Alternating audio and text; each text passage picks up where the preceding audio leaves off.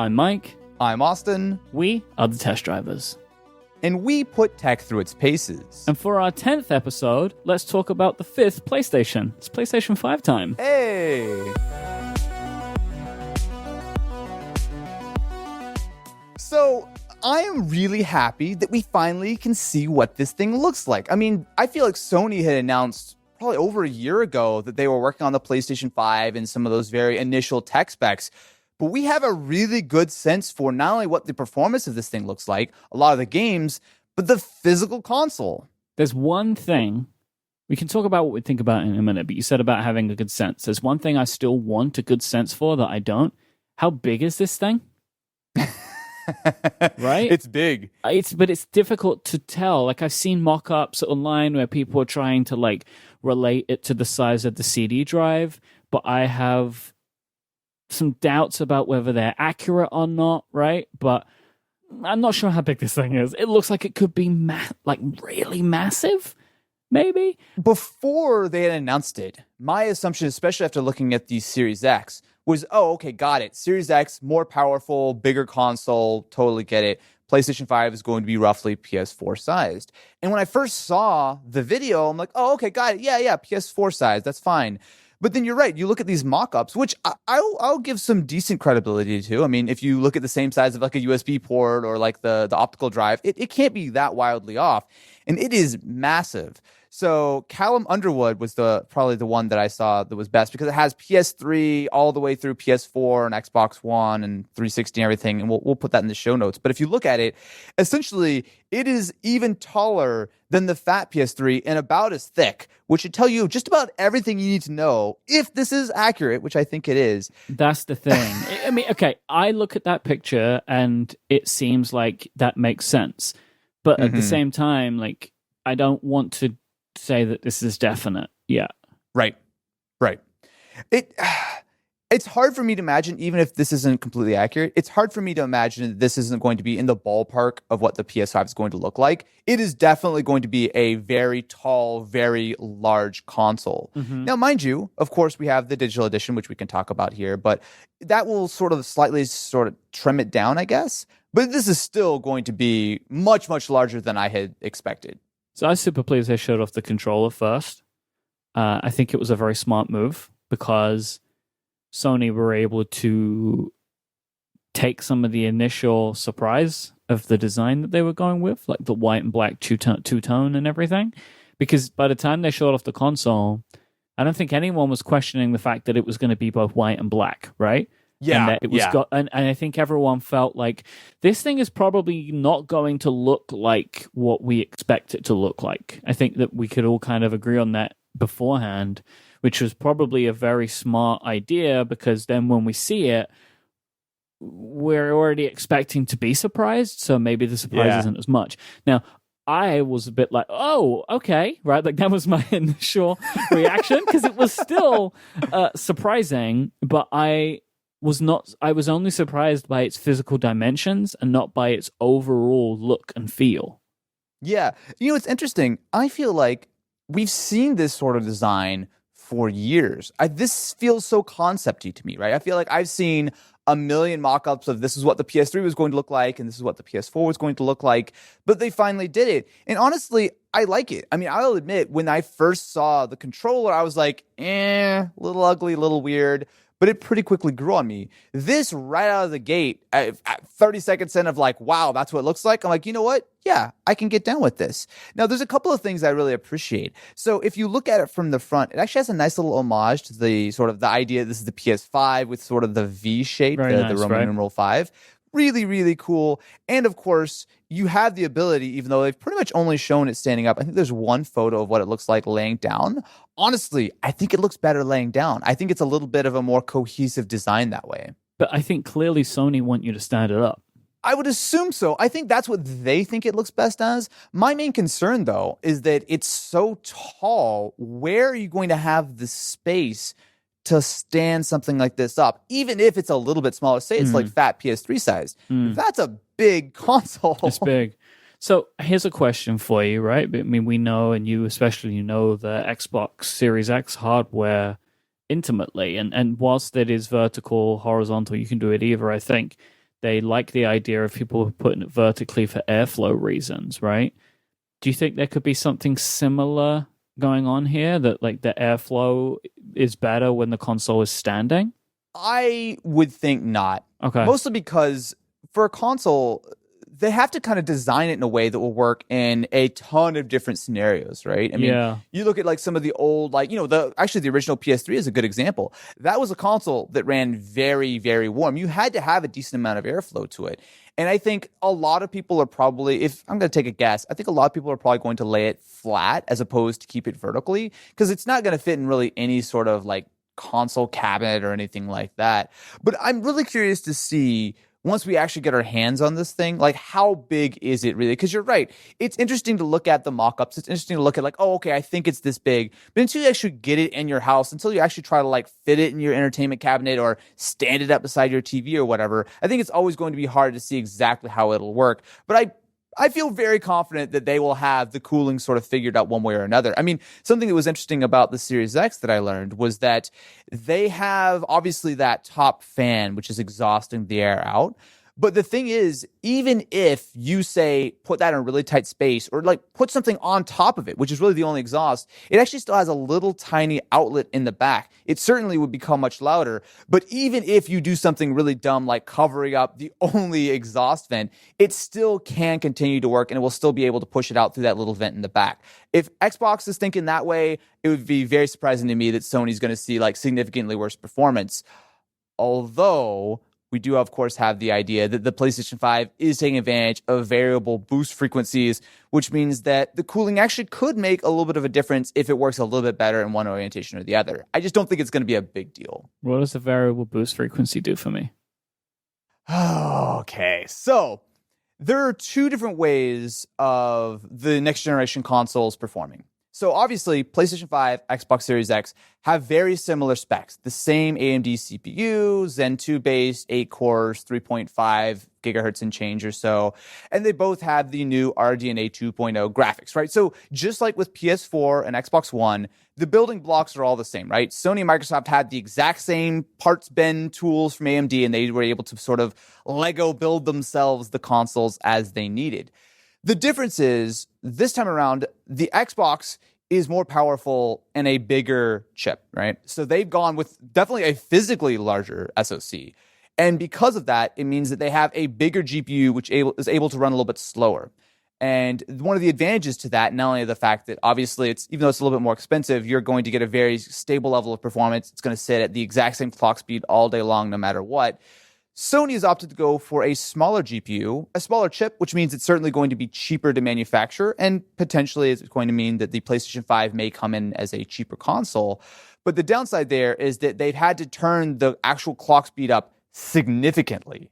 So there are certainly advantages to higher clock speeds, but the problem is that there's always sort of this curve when you're developing a chip of how much sort of power you have to get to a certain level of performance. Now, that's not a bad thing, right? I mean, it's certainly very helpful to know that, if I run it at, 50% speed, I'm using 20% power, 70% speed, I'm using 70% power. Like, there's always this sort of law of diminishing returns as you sort of get to the peak of the performance, where you have to suddenly throw tons and tons and tons of power at it, which means you need to build up the VRMs, you need to build up the cooling. It's a much more complicated console at that point. So what Sony has done instead is allow that frequency to boost up, to use up all of that headroom it can, and then come back down as necessary. Okay. I don't really have enough knowledge to add to that, but like that was the explanation that I wanted. Right? I do wonder, right? Like, because I know I've heard you say this before about the power differences between the two. I do wonder if they're really going to result in that much of a differing experience. I don't know. I mean, my general thought is, so if you look back at PS4 versus Xbox One, PS4 was significantly more powerful, right? It was something to the order of like 1.8 teraflops versus 1.3, which I don't know the math off the top of my head, but that's not an insignificant amount of performance. And the PlayStation 5 also had faster memory, whereas the Xbox One, the original, 4, as well as the S. Oh, sorry. PlayStation 4. Yes, oh, it's already beginning, Myke. It's already beginning. You're already in PlayStation. PlayStation 5 has taken over in your brain. It's too late now. This is about to be so bad. I'm gonna be saying next generation consoles for the next 3 years until I finally get my head around it. With the last generation, the PS4 was generally speaking similar in performance, but most of the time you would see that those games would be running at slightly higher resolutions, right? So if a 1080p game ran on PS4, it might be at like 900p on Xbox One. Although sometimes we saw bigger differences, like Xbox One games would be at 720p or something. But generally speaking, the games were the same, but they almost always either ran better or specifically looked better on the PlayStation 4. This time around, though, I don't think we're going to see quite as large of a jump. So theoretically, the Xbox sits at 12 teraflops when you consider the GPU, right? It's a fixed speed. It shouldn't really change. Whereas the PS5 can go up to 10.28 teraflops, but that's a variable frequency. So it's very much like that's sort of the peak boost. But from what a lot of the rumors I've heard from developers, it's actually not always at that. And it's a little bit annoying to sort of program for, because especially when you look at consoles, so much of the work they do on consoles is absolutely getting every little ounce of performance, right? I mean, that's why you see games like The Last of Us on the PS3 looking absolutely amazing compared to stuff that came out at the beginning, right? There was years and years of development to get every tiny bit of performance out of it. But even so, if we are, pessimistic and say that the PS5 is running at like 9.5 teraflops regularly, that's still not a massive difference. It's certainly noticeable, and especially if we're getting into games that have variable resolutions, which is pretty much definitely going to be the case this generation. We're probably going to see like, we're going to get, 1800p versus 4K or something. Like, it's not going to be these huge differences like we saw last gen. So I think the Xbox will, generally speaking, run multi-platform games at a higher resolution / frame rate, but I don't think it's going to be something that most people will even necessarily notice. And it kind of feels like to me that being the most powerful in the first iteration of a new console generation is actually not that beneficial to you because of the fact that developers haven't yet gotten to the point where they're hitting the headroom, right? Yeah. Because as you say, like, it takes time for game developers to create games or ideas or to push their technology enough that they will start to hit the top end of what a console can do. So it might not be really until like PlayStation 5 Slim and Xbox Series X, One X, until there are games that really can see the difference maker between those two sets of hardware. Absolutely. And obviously, there's so much more to talk about than just pure teraflops, right? So they do have different implementations on the SSDs, for example. So with the PlayStation 5, essentially what you're getting is a faster SSD and something which, generally speaking, seems like it's going to be a better, like, sort of consistent performer. The Xbox SSD is also custom. They spent a lot of time making sure that it does sit at a very consistent level of performance. But generally speaking, at least, again, based on our early impressions, we'll see when game developers actually really get their hands on these things. But PS5 SSD could be somewhere in the neighborhood of 40, 50% faster, maybe even a little bit more in real world scenarios. So you got to figure that while I don't think that's going to be a massive change the way that something like a lot more GPU horsepower will make a real obvious difference to a game, but it may allow sort of certain games to run better on the PS5 than the Xbox. I think a great example of this is when you look at the Ratchet and Clank demo, right? Where they were taking advantage of those rifts to seamlessly move between entirely new worlds, right? You can imagine that those are pretty much full load times of you're in a new world, a new world, a new world. On Xbox One or PS4, that would probably be 20 seconds in between loading an entire new world. But on PS5, that was like a second, maybe 2 seconds, right? And I think that's a good example of how, while that might not mean that you get more pixels or it might not mean that the frame rate is higher, but it can make a material difference to the actual games. And then it's like, what are people actually seeing? Are they seeing power or the impression of power? Yes, right? Exactly. Where you may have a lower clocked CPU, but it feels like things are faster, therefore, quote unquote, more powerful because they're loading quicker. And absolutely, it's about what things the most people notice. And I would expect that it is more about things loading quickly than how many Ks am I getting, right? Like, I feel like that there is a difference there that in the real world, like, potentially what we could have seen here is a difference in ideology between Sony and Microsoft, where it could have been that Microsoft were like, we want to make the most powerful console, just like bar none. And Sony was saying, we want to make the console that feels the most powerful. And like, they are different things, potentially. Potentially, we'll see. So I think it's interesting because when you look at where we're coming from, I think so much of the decisions that we see with the PlayStation 5 and Series X are really influenced by the, I guess now, previous generation of the PS4 and the Xbox One. Yes. I mean, when you look at where we were 7 years ago, 2013, it was not even close, right? The Xbox was $100 more expensive. It came with Kinect, which was bundled and no one really cared that much. It obviously had a disastrous sort of messaging around the launch with all the used game stuff. And ultimately, what sort of ended up being the biggest issue was that it was less powerful, right? I mean, that is a killer combination. You cannot be more expensive, have worse policies, and a slower console, right? So it almost was doomed to failure. And what it ended up resulting in is Microsoft lost their lead. Absolutely. Right? Which is wild to see. Like, I don't think these things happen very often in this one-on-one competition. Someone has such a lead and immediately loses it. And that was what happened. I think if you're Microsoft and you're looking at the Xbox One going, okay, it's not a failure. I don't think anyone would consider it to be a straight failure. But a lot of estimates put the PS4 outselling the Xbox One at least 2-1, if not a little bit more, which I know the PS4 sales numbers are already north of 100 million. So very clearly, PS4 was a very dominant player this generation. And so Switch. You know, I mean, we can't forget about them. Nintendo are cleaning up. I mean, it is a different competition, right? Like, there is Microsoft versus Sony. That's the competition. And then Nintendo are out there doing their thing and selling more consoles than anybody. But it's interesting, but it's a different fight. It is a different fight. So if you're Microsoft and you're going into the Series X, you have a few things that you know that you have to get right.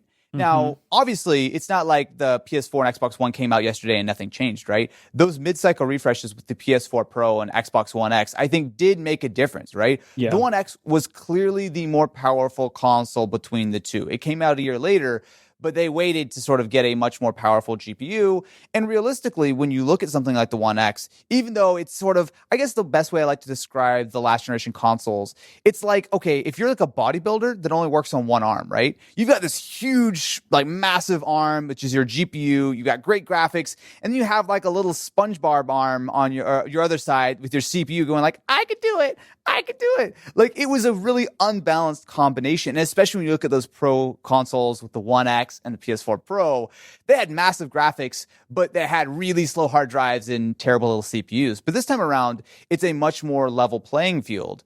But I think that for Microsoft, after being beaten so badly at the beginning of that last console generation, they knew they had to come into this one with the most power, even if it means it's more expensive and even if it means they take a bigger hit to the profit side. We haven't actually even stated our personal opinions on the design. So, Series X, PS5, or both? Design-wise, I am surprising myself by leaning towards the PlayStation. I will agree with that. I'm a little turned off by the size, the supposed size of PS5. Yeah. I think it looks better, though. It does. It's a risk. They've gone for it. They've really swung for the fences with this one. So I will say I think the disc version is horrific, but the digital version looks great. Dude, when I first saw at the event, they showed the console. I'm like, okay, obviously, it's the first few seconds you're sort of taking it in. The second they showed that digital edition, I was like, wait a minute, that's so much better. What are they thinking? It's like it's got this weird, like tumor. Yeah.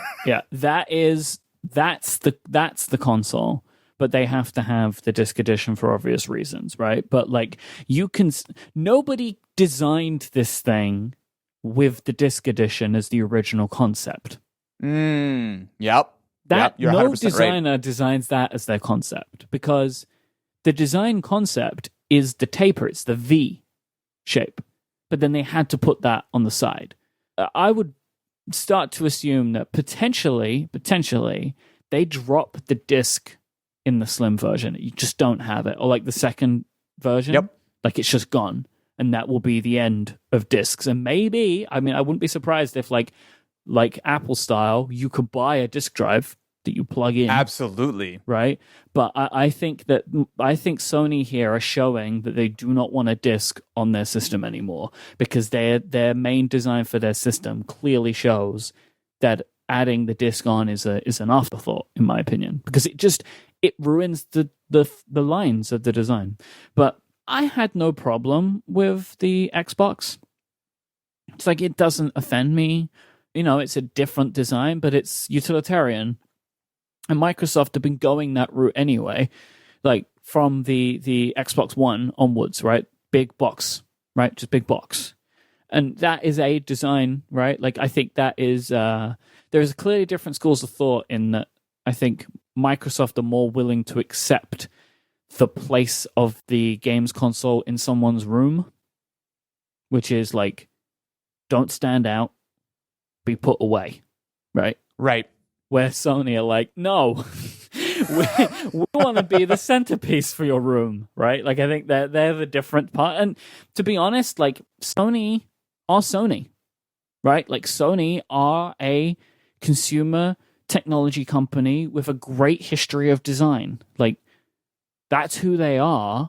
And I think that they are speaking to that with this design of being bold and being confident. And they've done that. Personally, we will at the end of this conversation talk about, like, if we had to pick just one all in, what is it? But from a design perspective, I much prefer the PlayStation 5. I agree. I don't think there's anything wrong with the Series X. I feel a little bit better about the size now after seeing a little bit of a better look at just the sheer size of the PS5. It looked so much bigger until your video. It's not that bad. It's really like basically two Xbox One X's stacked on top of each other. It's not massive. I do think that the PS5 is going to be an interesting case of that slim version. I think is going to be significantly smaller. But then there's the other aspect of this, which is Sony have really been very upfront with the idea that, like you said, they're really focusing on the all digital edition or the standard digital edition, or is it just it's just digital edition, right? I think they're just calling it digital edition. Yeah, I keep getting it mixed up with the One S, which is the sad Xbox One S all digital edition. Sad, yeah. The sad Xbox. Yeah, it's PlayStation 5 digital edition. One of the other aspects of that is obviously the fact that without the disc drive, that's going to be the cheaper console, right? But what I'm really curious about is, what does the final SKU lineup of the PS5 look like? Because we know for sure that there's going to be the digital edition and the non-digital edition. But then what's the price difference going to be? Based on the Xbox SAD, that was about $50 cheaper. So that, to me, sort of lines out as far as that's probably roughly what the disc drive costs. But then we also have to consider, if you're buying the digital edition of the PS5, you have an 825 gigabyte SSD. That is not a lot of space, especially considering that that's not counting like the OS and everything like that, right? So you may have like 750 gigs usable. Is that the maximum they're going to do? Well, that's the maximum that they've talked about. Right, that's the standard one then. Yeah, probably. But then I can imagine a scenario in which maybe the digital edition is the same price as the standard PS5, and it maybe has more storage or something. The problem is with the PS5, it does have expandable storage, right? You can connect, just like every PlayStation since the PS2, you can upgrade the drive yourself. The problem is that while it will support a standard M2 SSD, I don't think, and I guess we'll find out sort of once we get one in the office and start playing with it, but I don't think that there's any SSD that you can buy on the market right now which will match the speed of the SSD in the PS5. Now, I'm assuming that if it's a little bit slower, that you may just have like a little bit more loading time and it won't break games. But I'm really curious to see what that base level of performance is, because when you look on the Xbox side, while it doesn't have, the ability for you to upgrade yourself, with the Series X, you have these storage expansion cards, which, while I'm sure will be very expensive, give you a really clear and easy way to upgrade the storage. You can have, theoretically, I guess, as many as you want and just sort of swap them out. You can really clearly see the idea that as you need more space, they will continue to make more and sort of higher capacity versions of this sort of external SSD. But I'm curious to see how they play it out, because something else that I think that we should consider is that the PS5, it'll probably come in multiple colors. So obviously we've seen it in the white, but I don't know if you remember, but when they first announced the launch event, they showed a black controller. So it might just be that they'll have a few different colors of the controller available, but I could kind of see. I reckon there's one color of the console. You don't think they're going to do a black PS5? I don't think for launch. Okay. Because I figured we would have seen that. I don't know why you would only show the white one. Well, it's their hero color for sure. That's definitely sort of their best foot forward. I guess, to me, the Series X, I'm struggling to imagine what that would look like. I mean, I'm sure they'll do a white one or whatever. But, like, I don't think there's not going to be a lot of crazy special editions or anything like that. But Sony has always done pretty decent special editions with all kinds of crazy colors on, like, the PS4, for example. I'm pretty confident that when you look at that PS5 design, they're going to have some sort of wackier designs with sort of, definitely they're going to have like black, but like I feel like we're going to see like some weird limited edition like Horizon bundle or something. Like you can see. Like I have the Spider-Man PlayStation. Yeah, that one's crazy looking. Yeah, it's red with a big white spider on it. But when we talk about price, right, and I really do believe Sony and Microsoft are going to play chicken on this to announce it as late as possible. But there's one other console to consider, which is the rumored Xbox Lockhart. Now, this is a console which we've sort of heard about for well over a year. Specs for it leaked alongside the real Series X specs, which were confirmed to be legit. And the idea with this is it's similar to the PS5 Digital Edition in that it wouldn't have a disk drive. But the bigger difference is it would also have less powerful specs. So most notably, it would have like a smaller graphics, maybe slightly slower CPU. But generally speaking, this would be a smaller, cheaper, diskless version of the Series X, probably called like the Series S or something. So I'm really curious to see, with Sony pretty much going straight out in front and saying, hey, look, we have a digital edition. It is absolutely going to be cheaper unless they try to do some weird SSD play to try to match the price. But it's almost definitely going to be a cheaper option. Microsoft, your move. Do you want to bring out your console now? Do you want to wait till next year and have some sort of splashier launch? I firmly believe that there is some kind of lower end Xbox in development in Microsoft. But what I don't know is whether or not they're going to want to push that out for launch as a lower end option, or if they really want to keep the focus on the more expensive, the more powerful Series X to try to keep that mind share with everyone and avoid any shadow of the Xbox One's launch. So there is games. We're going to talk about the games. But before we round out the hardware, obviously both Sony and Microsoft are showing off these consoles in weird ways where they are quite cleverly more drip feeding this information than they would have otherwise, because they have the opportunity to try and just get little bits out there, kind of test the water, see what people are reacting to, and they can adapt their plans. Where I think it's probably fair to say that in a more normal society, they both would have had press conferences this week where they showed off the whole kit and caboodle, because that's just the way it was done. Do you think, I guess it's a two-part question. One, Microsoft have been holding stuff back to try and bring the conversation back around to them again. Yes. And then similarly, do you think Sony's got anything left? I think Sony at this point have played most of their cards. We don't know price. We don't know final release date.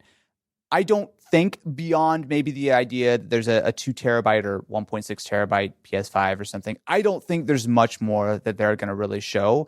They kind of, I feel like the reveal with the console and all the accessories, like, okay, look, this is what we've got. Yeah. Maybe PSVR or something. I don't think Sony is sitting on a lot more. Could be totally wrong. But to me, it feels like they've sort of played their hand at this point. Microsoft obviously have been talking about Series X for almost a year now, right? I mean, between when they showed it off at the Game Awards, obviously with all the hands-on and whatnot that we were able to take part in. I think that Microsoft is sitting on a little bit more. I feel very confident that there is that Lockhart console somewhere in the bowels of Microsoft. That is not... There's way too much smoke there for there to be no fire. And the Lockhart's the cheaper version? Yeah, so Lockhart is the code name for, I mean, I guess it would be probably better to call it like the Series S or something, which is what I assume that they would call it. But the main idea is Lockhart would be the same as the Xbox Series X with a slower GPU, so likely a smaller graphics card that is probably a little bit more tuned to 1080p, 1440p as opposed to focusing on 4K, but would still have all of the same base features, would likely be smaller and would not have the disk drive. And obviously, with those caveats, it would also likely be cheaper, probably more so along the lines of the PlayStation 5 Digital Edition, if not even a little bit cheaper than that. So you're expecting that not only will Microsoft have a digital edition like Sony, that theirs may be spec differently? Yeah, I believe so. Just because there's been so many rumors about this, and I really just there are a couple of leaks that happened well before they announced the Xbox Series X specs. There was the Series X and there was Lockhart, and the Series X specs were identical, right? They were pretty much dead on. So to me, there's no way that at the very, very least, Microsoft did not very strongly consider it, but I don't think they would have gotten to a point where they built an entire custom chip for a console that they're never going to launch, right? I just don't see that happening. So for me, there's just way too much smoke for there not to be any fire here. Now, if you told me that there's going to be a Series S with no disk drive and a little bit slower specs next year, I could believe that. But because Sony has come out in front with the digital edition, and because they're sort of going to have the leeway on price, right? Even if the PS5 matches Series X, which I wouldn't be surprised if it's maybe a little bit cheaper, that digital edition is certainly going to be cheaper than any version of the Series X. If not, I will be shocked, right? So Microsoft kind of have to make their play of, are we going to sort of bring out our smaller, cheaper version now, or do we want to wait until later? So I think it's going to be really interesting to see, but I will eat my words on this podcast. If we do not see a lower end Xbox Series X by this time next year, I will eat a podcast. I will eat the entire podcast, word by word. I don't know what that means. Well, what that means is I'll get it transcribed, printed, and you'll eat the paper.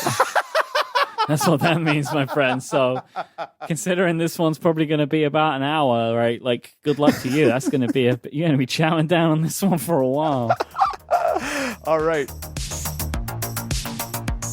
This episode of The Test Drivers is brought to you by Drafts. Drafts is where text starts on all of your Apple devices and launches ready to type. It is the quickest way to jot down ideas and tasks, dictate notes, or draft messages and social media posts. There's no need to stumble around to find the right app, just open Drafts and type. It works on iPhone, iPad, Mac, and Apple Watch, all with fast sync, so your captured text is always where you need it. Drafts has a configurable editing environment, making it a friendly, trusted place to edit and update text on your iOS devices with whatever fonts and themes you like. Once you capture text, powerful actions and automation tools let you do almost anything with it, like send mail or messages, post to Twitter, save to files in Dropbox, iCloud, Evernote, and more. It is an incredibly powerful application. One of the things I love about Drafts is it has so much power, but it's also incredibly fast to open. And if you want to use it on a basic level, you can, and just add in more and more integrations, more actions, more automations over time. One of the things they added recently was the ability to link to notes, to kind of make it like linking between Drafts notes, to make it like your own personal wiki. Now that is some powerful stuff. Drafts is always getting better. It is actively developed, bringing support for the latest OS technologies and new features all the time. Try it in your dock for a week right now for free. Just go to getdrafts.com. That is getdrafts.com. Our thanks to Drafts for their support of this show and all of Relay FM. I don't know what I think about that as a marketing strategy, to have two consoles effectively. I think that might be too confusing. I think Sony have found the sweet spot. It's just, do you want to put disc in this, yes or no? I think when you answer that question of like, do you want a disc in this and slightly different specs, that might be too much. Well, yes and no. I mean, it's not something that's unprecedented, right? I mean, people can buy a PS4 or PS4 Pro right now. People can buy an Xbox One S or X. Vastly different times, right? Like the PS4 Pro and the One X are effectively like the 0.5 of those consoles. True. Right? But like releasing the two together would be the surprising thing to me, honestly.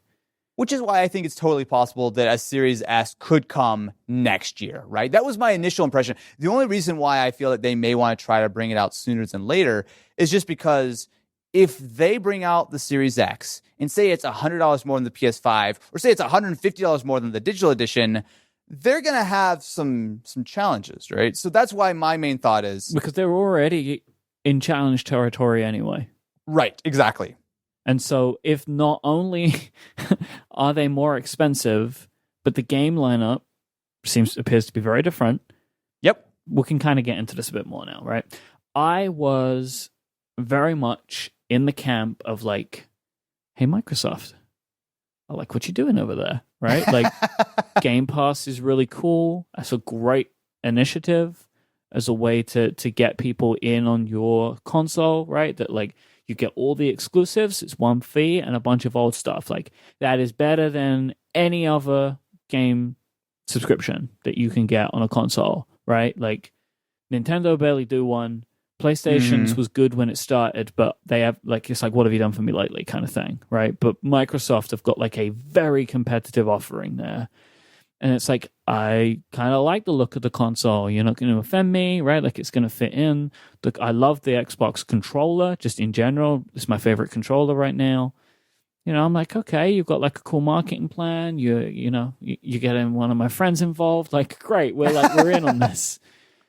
But then for me, Sony just killed them because now my hope for Microsoft is they have more games to show that they haven't yet. They definitely do. I would hope so. That's what I'm saying, right? Like, I hope so because what I've seen, I'm not excited about, right? Like, and even like if you compare like the marketing pages between Sony and Microsoft for my personal game preferences, and everybody's varies. That's kind of the point. Like, what is exclusive doesn't do it for me. I'm not a big Halo guy, right? Yeah. Like, I enjoyed Gears of War, but like, I'm just not really into these big gray games where I'm shooting aliens anymore. Like, I feel like I've been playing those games for 15 years. Like, I look for things that are different in some way for me. And again, like those games are made because there are tons of people that like them and like, great, like go for it, have that. But I have yet to feel like I have seen from Microsoft a game lineup that excites me. Where Sony's lineup, I was just blown away by it. Like they gave me a selection of games that I really want. So do you want to hear what they are? I would love to hear. What games are you about to shell out on your PlayStation 5, Myke? Easy one for me is Spider-Man. Yep, okay. Right? Because the Spider-Man game that came out was one of my favorite games on PlayStation for its entire, like the entire PlayStation 4 history, right? Like of that entire console generation. That may be, in my opinion, I think may be Sony's best first-party game for that entire generation. Okay. I am a huge Spider-Man fan, right? Like I am a big fan of the comics and the movies, and like everybody, absolutely adored Spider-Man 2 on PlayStation 2, maybe or 2, right? Like the one where, 2. and this was the return to the greatness of that game. It was like way longer than it had any right to be, but the story was fantastic throughout, right? Which is, I love a game like that where it's like, this game isn't ending and I keep wanting more, right? Like it had that to it. It was just beautiful to explore. It had its problem areas, like the side quests left a lot to be desired, but I could let that go because there was so much main quest to do. So the fact that they are doing another Spider-Man game this year, I cannot believe it. My assumption is it's not a full 2. I just wanted more of that game on PlayStation 5 hardware. Because I bet it's going to... Because that game already looked amazing. Right. With anything they're able to do to it, plus the SSD stuff and the fast loading... Because if you remember, when Sony was showing off their SSDs in private, they used Spider-Man as the example. But then there were other games. So what did you think of Deathloop? So Deathloop as well as Returnal both had that similar sort of time loop style, which is funny, right? Like 2 games in your lineup have a similar like thing. It's kind of weird, but like fine. Both of those games look interesting to me. I'm a big fan of the time loop sort of genre. I think that honestly feels like it sort of works better, even though it works well. There's many great movies or sort of around that concept, but I feel like it works better in a game, right? I Yeah. mean, it totally sidesteps the idea of you die in the game. Oh, you got this weird reload. But if you actually build that into the mechanic of the game in sort of reverse time, I love that, right? So I'm a big fan of Deathloop and Returnal. Deathloop is sort of Returnal sort of was much more of a trailer. So that one to me is like, okay, I'm kind of interested in the story. Deathloop to me feels straight up like, oh, okay, I see what this game is like. It's cool. I like it. I will say though, it's by the same developer who did oh god, what was it? Dishonored, right? It very much had their sort of style, which is not a bad thing. It looks really interesting. I gotta say though, you know the game I'm excited for out of this, right? Oh, Gran Turismo. Of course. It looked amazing. It looked amazing. Now, I will say for racing games, I tend to prefer the less heavy simulation games. Yeah. Right? Like, just because, like, from because they spoke about, oh, you're going to love the career mode. And I was like, am I though? Don't you want more licenses, Myke? I want to see what you're going to do for me, Gran Turismo. But, like, Gran Turismo's quote-unquote career mode doesn't really have a lot of heart to it, which I would like. Like, it doesn't engage me in the same way. Like, what I like about a Forza and Need for Speed, they do different things because it's like, what else can we do with quote-unquote racing?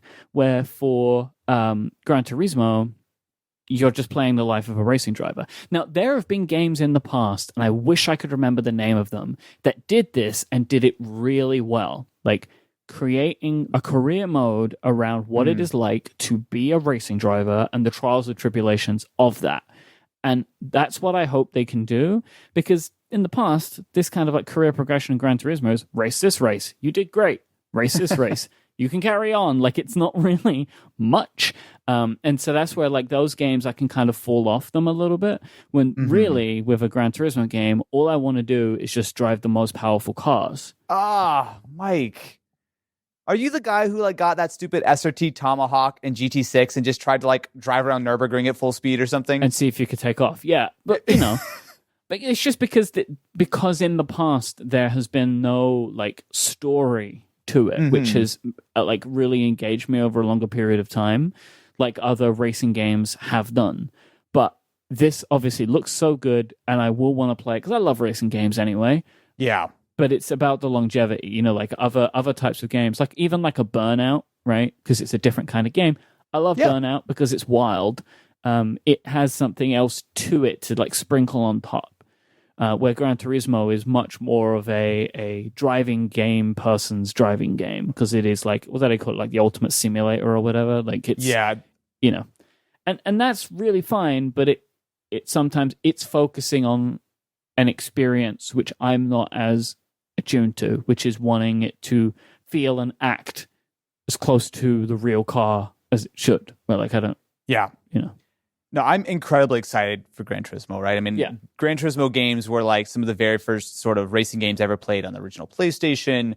I will admit I haven't actually played a lot of... I didn't really play the PS3 Gran Turismos that much. I sort of dropped off a little bit during that generation, but I'm really excited. I've sort of filled that hole in my life with Forza for the last few years, and the mainline Forza games are fun. I actually prefer the Horizon games for a similar sort of reason of like, to me, and this is just a real pet peeve of mine, I hate games that don't have licensed cars. Like, to me, so much of it is like, I imagine like, oh, I have all these cool cars in the garage. Like, so for me, I really like the idea of sort of that authenticity of the real vehicles. What racing games don't have licensed cars? Burnout didn't have licensed cars. Okay, but again, like Burnout's different though, right? Like, true. But I get what you're saying. But I definitely like the idea of these sort of more hardcore simulators. Like, I'm totally okay with the idea of Forza Horizon games and Gran Turismo games existing in the same universe because I play them each for different reasons. But all that being said, I like GT Sport, but it very much felt like sort of a smaller scope of a game. Whereas GT7, if they really do have... Yeah, absolutely. It's a completely another level. It's like how they used to bring out those like mini Gran Turismo games. because Gran Yeah. Turismo would take so long for them to make, which is, I guess, what happened with Sport. They would bring out those like little ones. You remember I don't even remember which one it was that had the little, was it the little Toyota car? Yeah, it was a Prius or something, right? It was a Or tiny no. little like two-person car. It kind of had like emotion to it. Anyway, it's like Gran Turismo have a history of doing that kind of stuff, right? Yeah. Where they'll just, while they're developing something, they'll put out like a smaller version of the game, which maybe they'll charge a smaller amount for. But I know, of course, we're both excited the most for Grand Theft Auto 5. Okay, look, I haven't played through GTA 5 since it came out on the 360. I played a little bit on PS4, I played a little Hmm. bit on PC. I have not really played that game properly in 7 years. I actually think I will play through the entire story again. Yeah, I might do it again. I did it on PlayStation 3. I did it on PlayStation 4. Maybe I'll just continue on 5. Like I don't play online. Like I'm not. That's why it's coming to PS5 is because Grand Theft Auto Mhm. Online is such a big deal, right? But It's wild that a game has hit so many generations. Like, I swear, they're just never going to do a GTA 6. They're going to just keep rebuilding GTA 5 because it's such a money printing machine at this point. yeah, it's like a shame because I want a new story, but it feels like that that their players want just more in that online world, and so I Hmm. mean it's coming, but it's definitely not coming soon because you would assume if GTA Online did not exist, we would have got a trailer for GTA 6 yesterday.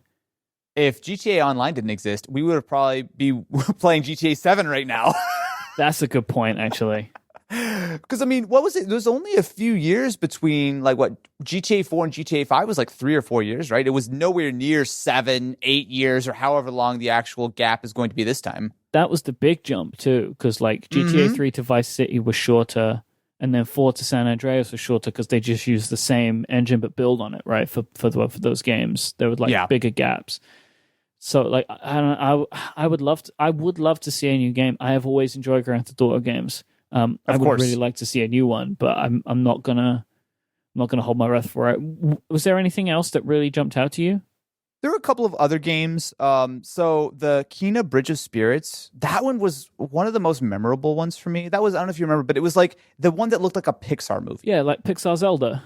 Yeah, yeah. It's Yeah. like to me, I just like I feel like that's always been my sort of watermark for game console graphics of like how close can you get to a Pixar movie from what generation, right? And I feel Mm. like last time around we got real-time graphics that looked roughly equivalent to like the original Toy Story, right? But now with something like this, I mean, especially with the art style, I'm like, oh no, we're like in mid 2000s Pixar movies, right? Where we're playing in real time a game that, 10, 15 years ago took a giant server farm days and days to render a few minutes, right? Which is obviously a very exciting thing. But that game really jumped out to me. I will say Destruction All Stars looked cool, like the Rocket League style game that It sort was of, like Rocket League plus Twisted Metal plus Fortnite. yeah. Yeah. Look, I might play it for 20 minutes and go, oh, this is kind of lame, but it looked kind of fun, especially with all like the destruction and Hmm. stuff. But you know what? It's weird. I feel like the game that I am most excited to play on the PS5 is The Last of Us 2. Is that gonna be on PlayStation 5? Well, okay. So here's the thing, right? I never played Last of Us 1 on PS3. I waited until it came out on PS4 and played through it there. I think I'm going to do the same thing on PS5. I'm incredibly Right. excited for that game, but I've waited so long. I very well could just be the PS4 version that's just back compat running on PS5. But considering how close it is, I wouldn't be surprised if maybe it sees some kind of upgrade. If not, whatever, that's fine. I'll just play through it. But I feel like I've waited so far at this point. I want to see if I can get maybe a slightly better experience. Because I remember with PS4, when it was sort of first remastered, they had like a 60 FPS mode, right? Which was as far as I was concerned, a much better way of playing the game. So if we get like Last of Us 2 running at like 120 FPS or something on PS5, I'd be excited. Obviously, total Mm, speculation, but I think I'm going to hold out just a few more months to play The Last of Us 2 on PS5. I'm skipping Last of Us 2. Excuse me? Mike. It's too dark for me. Yeah. The Yeah. first one So like a thing about me, my game preferences, I really don't like scary movies. I really don't like scary games. And Mm-hmm. it had a little too many jump scares in it for me, which just it.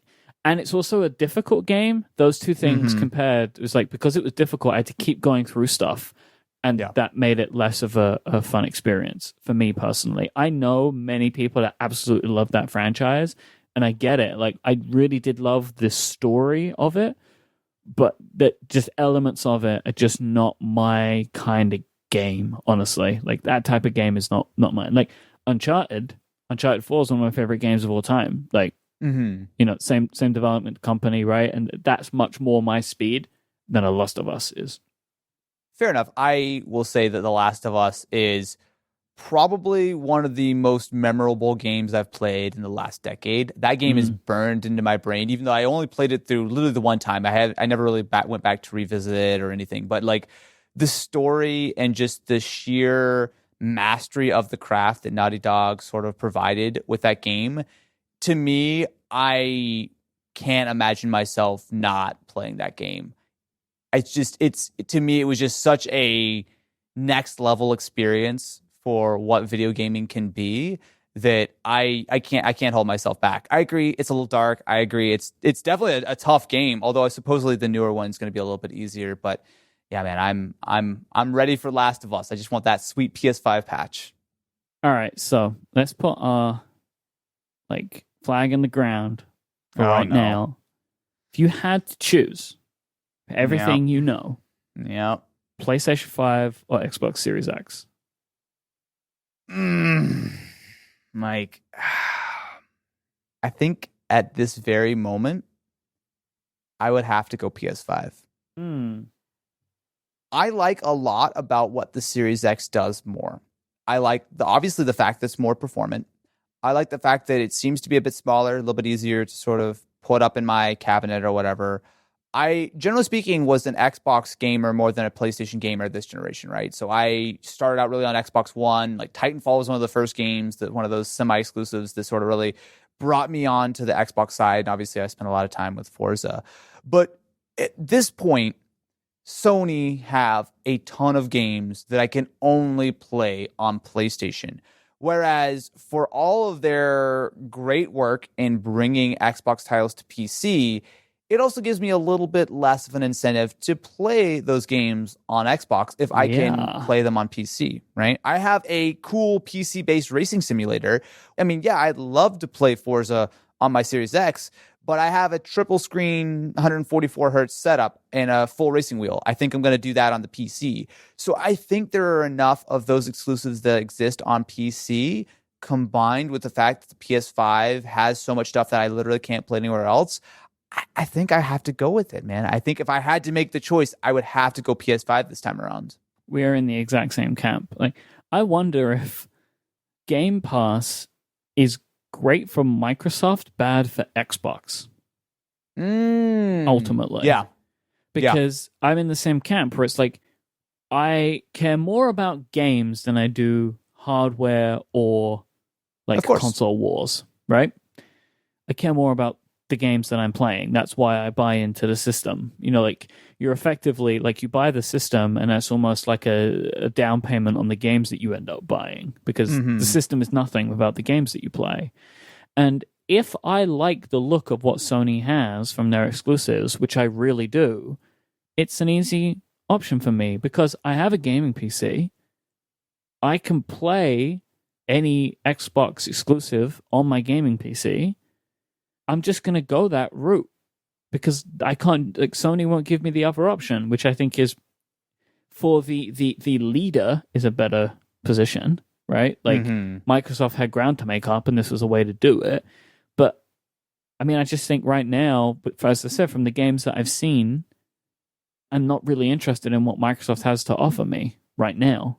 And even if they do show like a great lineup, I don't know if their lineup will be great in the ways that I want it to be. I will say we're recording this at an interesting time where Sony have pretty much put, if not all of their cards on the table, I think we have a very good idea of what the launch lineup looks like, what the next sort of year of games look like. Yeah. I don't think they have anything big if they have anything. Exactly. Whereas we're recording this at a point where we know a lot about the hardware at the Xbox. We've only seen a handful of third-party titles that are running on Series X. There are absolutely a large number of first-party and sort of what I would call kind of bigger announcements coming for the Series X soon. Mm. And so I do hesitate a little bit to make sort of big final judgment calls on like this versus that when we've only seen, maybe 30% of the games. This isn't like making you eat the podcast kind of situation. You can change your mind. It's just like where we are right now. Yeah. Well, and based on that, I think we'll see. But I do think that the Xbox could potentially be in a better long-term position, right? Obviously, having a more powerful console will give you an edge in sort of non-exclusive titles. Like you think the next Call of Duty, imagine how much everyone's going to freak out if the PlayStation version runs at 90 FPS and the Xbox runs at 120, right? Or the Xbox runs at, 4K versus a slightly lower resolution on PS5. Like obviously there are advantages to having a more powerful console, but we don't know what that price looks like. And we also don't really know what the exclusives Microsoft does have that, while yes, they will almost definitely land on not only Xbox One, but also PC, but we don't know what some of those games look like. We know that Microsoft bought a ton of very talented studios a few years ago in preparation for this generation. So I'm very curious to see what some of those games look like. And obviously, I think the Xbox Series X is going to be a good place to play. But at the end of the day, when you've got that exclusivity, when you've got that lock-in, it's just like how we talk about, Android versus iOS or Mac versus Windows or whatever the case is. As long as Sony has these incredible AAA titles sitting on the PS5 that you have to go shell out that $400 or $500 to get access to, Microsoft is always going to be playing at a disadvantage. All right, our next episode is going to be during Apple's Worldwide Developer Conference week, where they're going to be showing off, we would assume, all their new software, but potentially some hardware, potentially some big hardware altering changes. There's rumors, and we've been talking about the idea of potential transition from Intel to ARM for the Mac. It could come at WWDC. So we'll be recording our episode in the week of WWDC. If you have any questions related to that, send us a tweet. We are at the Test Drivers on Twitter, and we'll try to answer as many of them as we can on the show. So that is at the Test Drivers. Send us in any of your questions, and we'll try and get them answered. I think it's going to be a very exciting couple months. I feel like it's been a little bit dry in some ways. It's like, oh, it's a little bit of news here, a little bit of news there. We got all the cool stuff lined up now. Maybe you can stop switching laptops now then. No, I got to switch to the new ARM 12-inch MacBook, right? I don't think you're going to get that for another year. Yeah, but I might get macOS on my iPad. We'll see.